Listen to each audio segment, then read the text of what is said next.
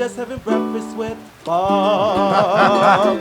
Poncho Man. We are brought to you by HOKA, Polar, UCAN, Velofix, Normatec, Active, Canyon Bicycles, Form Goggles, Amp Human. We'll be at Four Seasons Resort, Hualalai for our championship edition. We're celebrating 10 years at Huggo's on the Rocks. My next guest, he was 6th last year.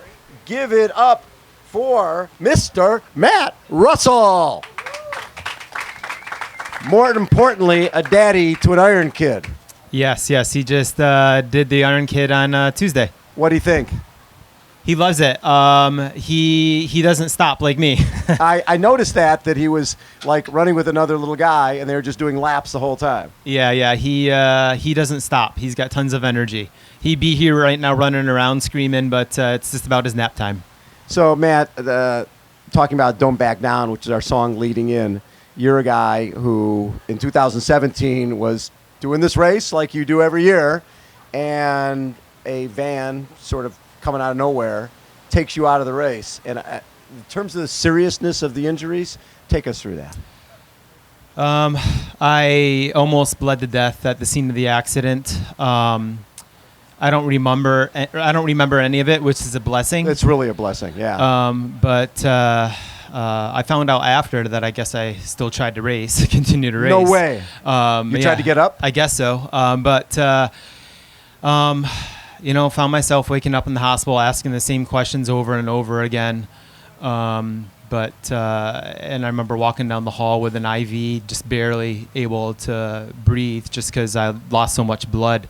But really, I'm just, I really appreciate just being here and grateful. And I still have a piece of glass on my neck that I can feel. Really? Yeah, I've pulled out 3 pieces of glass, and I still have one in there. But they can't take it out.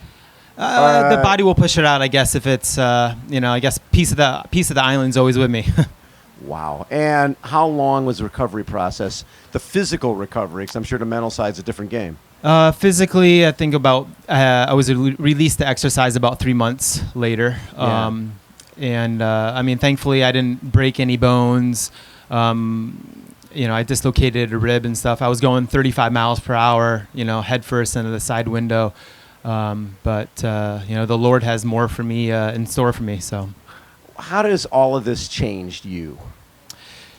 It's changed me tremendously. I like I said, I try to appreciate in life a little bit more, and I'm more grateful for it. And one thing I do on a daily, consistent basis is I do some meditation, and it helps calm the mind and open the heart. And almost every time I do it, I'm left with happy tears. So, and that makes me super grateful and makes me appreciate everything that I have. Every breath is a privilege. So. The fact that you were back here within a year of that injury, and the fact that you got 6th place, do you look at that and just go, yeah, there's miracles, but that's a miracle? Yeah, it was definitely a very special moment. Something I'll always remember. But it's one of those things that the human mind is one of the most powerful things that we have, and it just.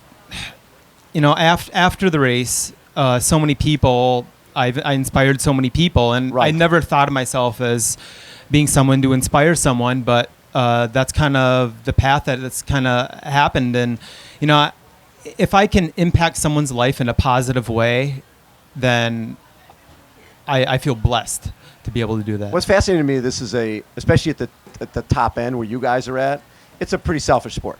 Right. No, it certainly is. Swim, bike, run, train, race, recover.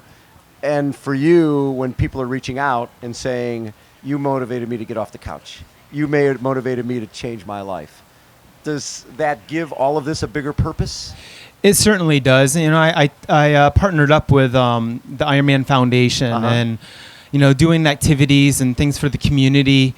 It's just having the connections to just, open yourself up to share it with others. And, that's what life is about, sharing it with others and impacting someone's life. And that's why, like I said, there's more in store for me.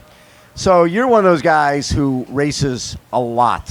How many Ironman do you do a year usually? I think about 7 and yeah, 7. Do you guys hear that? 7 full Ironmans a year.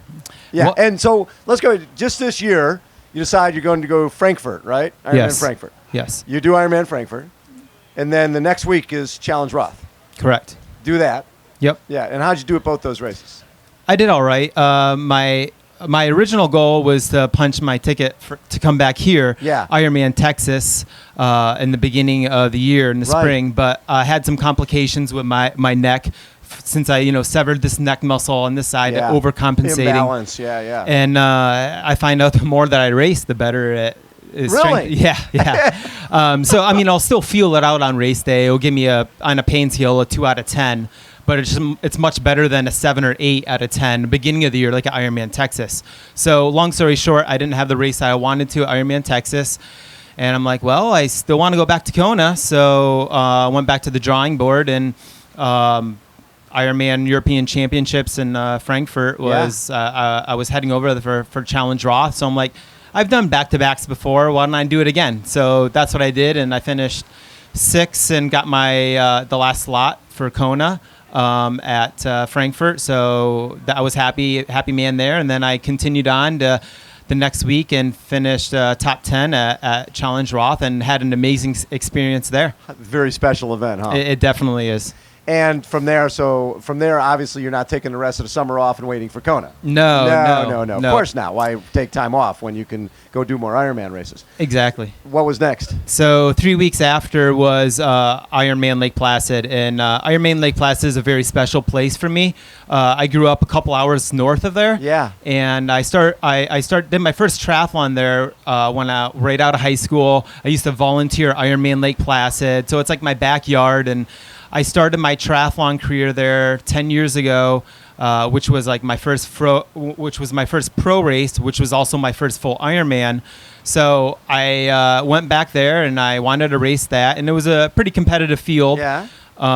And I had an amazing race and got off the bike in first and was able to hold that to the finish. And so you won. I did. And that was your 4th or 5th Ironman of the summer, Iron Distance? Yes. Yeah. Yep. And then go to Chattanooga just a couple weeks ago. Yep.